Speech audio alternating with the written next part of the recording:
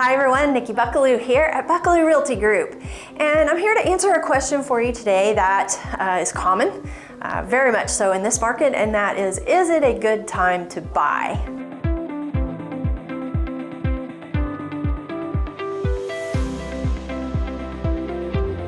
When I ask that question of the agents in my office, it's always funny to hear their answers. And here's the ultimate answer that we get. It depends. It depends. It depends on a lot of things. I'll give you a couple of examples that might be helpful. So we have some really good friends who have owned a home for several years that is a two-story home, and in our market that's very common. Nice size house, almost 4,000 square feet, 4 bedrooms. Now here's the catch. All the bedrooms are on the second level. There was no master on the first floor. Now over time what we know is that those homes are not going to get easier to sell.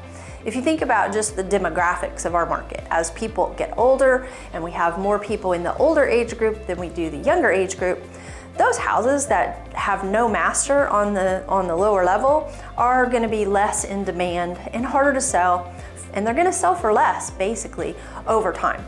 So our friends decided now, with it being a seller's market, was the best time to go ahead and get that house sold. So they did.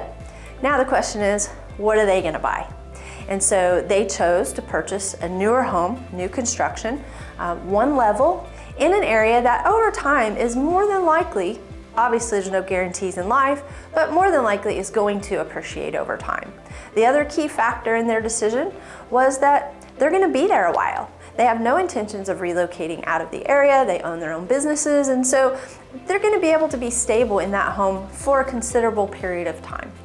Now, if you're someone who is on the move, you have a job that might transfer you, or you have a spouse that may be planning to finish their degree and move to another state with the family, you may want to think twice about buying in this market, because if you have to move a year from now, you may or may not be able to recoup the costs of purchasing.